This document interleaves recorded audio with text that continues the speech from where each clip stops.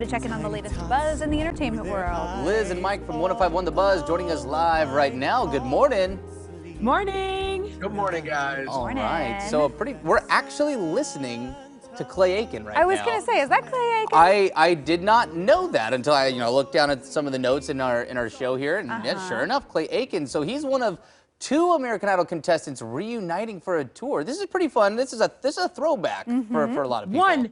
How did you not know that was Clay Aiken? He has the voice of an angel. Oh, yeah, that wasn't that. Just like after American Idol, I didn't really check in on Clay Aiken's life. I don't know, but now I will.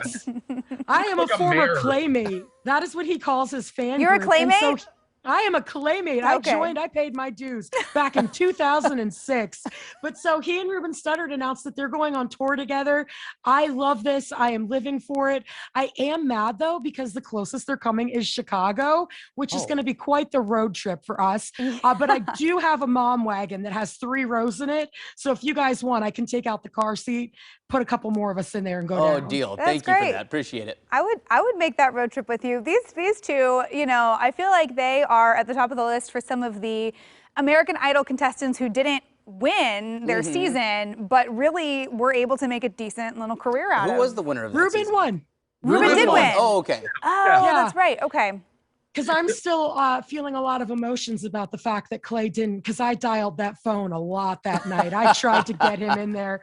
But I am so excited for this. I didn't see this happening in 2023. But the best part is they're doing this whole interview circuit right now. And Clay Aiken has the exact same look that Simon Cowell gave him back in 2001. Blonde hair and everything. Wow. And in his 40s. That's great. Oh man, I like that they've teamed up. This is the golden age of American Idol. This is when the show was like so big. When it comes to American Idol, you have Kelly Clarkson, Carrie Underwood, and then there's Ruben Studdard and Clay Aiken, who have disappeared for the past 15 years. This is exactly what we need. And I don't care if you're a Claymate, Liz. Ruben Studdard deserved to win. And if you've been watching that interview circuit, Ruben proves it every single time that they perform together. Debatable. He is the velvet teddy bear. That is for sure. Well, clearly it looks like the two of them were able to bury the hatchet. So hopefully this will not drive a wedge between you guys. This is true. We got to keep the morning team together. Come on. It's the holidays. Come on. Come on. I don't know if we can work together anymore. I think this might be the end. We had a good run. Playmates and Ruben fans can all come together and enjoy this tour. Good for them. Yeah, good for them. He'll be singing his sorries for 2004, and I will be there for every single sorry he has to sing me. I don't care. He will be flying without wings from here until eternity. And no one remembers those songs. All right, we remember the cover of Bridge Over Troubled Water. A Grammy-nominated platinum recording artist.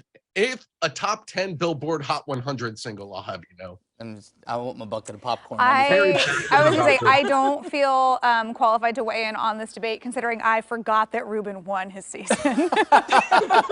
So that's fair. Okay. Good self-awareness. Well, oh, that's funny.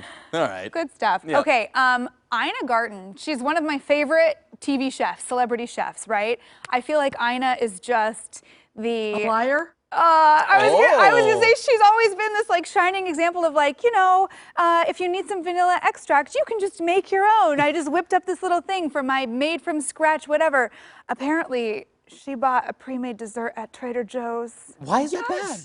Because it's an apple tart. Okay, listen, that's what I do. I'm queen of the microwave. I try to repurpose and pass things off as things that I've cooked. But if you've ever watched an episode of Barefoot Contessa, she will literally tell you to make your own buttermilk and then very passive aggressively say, but store-bought will be fine. But store-bought is fine. Listen, I don't want to make my own pie crust. I don't have time, and I mess it up. Yeah, so I am shook that she bought an apple tart. That's hilarious. She did this interview, and so she said, I put a little vanilla ice cream on it, some caramel syrup, and so basically she's been passing off store-bought as her own after laying that judgment on us, and I feel like we're going to find out that she's the family member that buys the Stouffer mac and cheese before the holiday. Wait, I do. Dumps it in the Pyrex and then just throws Fiesta cheese. I do want to Liz, our lawyers would like to clarify that this is allegedly.